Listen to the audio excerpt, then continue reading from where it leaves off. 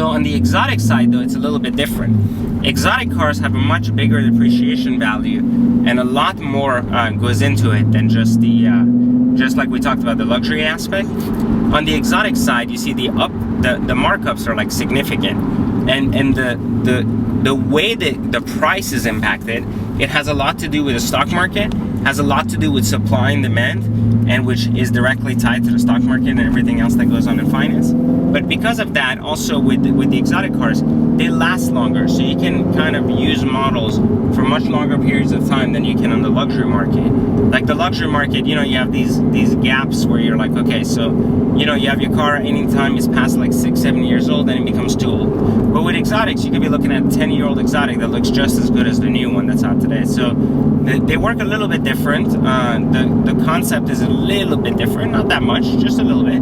And so the biggest changes between the exotic car market and the luxury car market, and why that's going to be different, is when you're looking at an exotic car, you're going to take in many more factors in consideration, and you're going to need a little bit of cash down. With the luxury car market, if you have a good enough credit score, you don't really have to put any cash down. So on the exotic car market, I actually wrote how to drive an exotic car and get paid.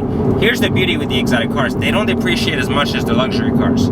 So mileage doesn't play as heavy as a role in the exotic car market as it plays in the luxury car market. So simply because the supply and demand is very different, you don't deal with as many models on the road, and you deal with very specific clients who want specific things. And so if you buy a car cheap enough and you drive it up, even if the mileage is a little bit in excess of what you would usually do, you're not going to lose as much. Once an exotic hits a certain depreciation level, then it doesn't depreciate much more past that. So what I'm trying to tell you is that despite, you know, like what you know about the luxury car market, with the exotic car market, it's a little bit different, because what ends up happening is you ultimately can hit rock bottom with a car. Like I give you an example of this. So, you know, we're in an Aston Martin right now, and Aston Martin Vantages for like the 06s, the rock bottom on these cars is 45 to 49, meaning that at no point will you see one for sale for less than like 45 to 49 unless it's significantly exceeding mileage or conditions, rebuild title or something. So if you buy a car at 50, and let's say the mileage is average, you buy it for like 55,000, and yes, you can actually buy an Aston Martin for 55,000. It's not going to look like our car, but it's going to be a base model of 6. Nonetheless, so you buy that car, it has like 30,000 miles on it. It's not that bad. Like, you have an Aston Martin, it's great. They don't break down that easily. I mean, unless you have 11 or something really bad. But so you're driving this car, you're enjoying it.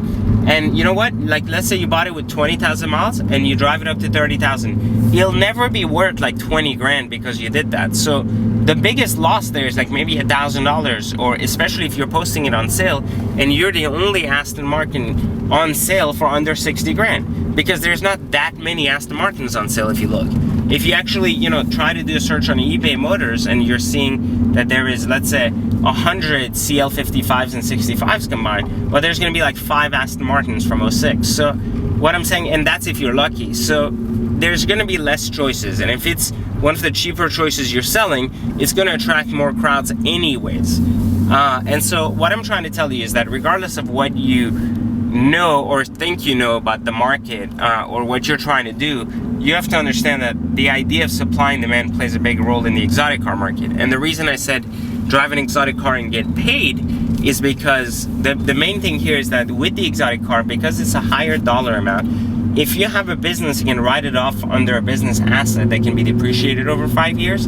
You might take a significant gain in terms of like the depreciation level you're taking. And so plus any unexpected like let's say maintenance or anything you put into the car is equally good and is equally going to help you gain some of that money back you're losing between. But with an exotic car, in the past few years, what we've done is we kept switching cars. We've never really lost. Even where we've lost, the offset in the taxes has definitely gone up and helped on the other hand.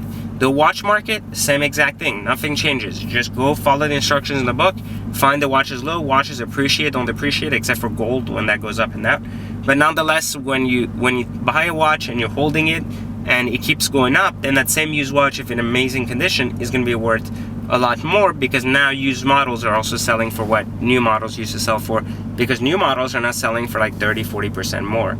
So again, all of these things come to play. Like supply and demand plays a big role in it. That's why I don't like ordinary stuff, but that's why I also like stuff that people want. Like, you know, people don't want lime green cars. Like, very few people do, but a lot of people want, you know, your silver, grays, black, base, you know, colors. Because remember that just because we as car lovers love certain color cars doesn't mean that the typical buyer of these cars does too. So you have to understand, to kind of look at the forecast ahead as to who you're going to sell to, who's going to most likely going to buy these types of cars, and what colors are you going to buy at that point. But I describe all of that in the book, but that should give you a good idea of what, you know, what I'm talking about when I say drive a luxury car for free or get paid to drive an exotic car.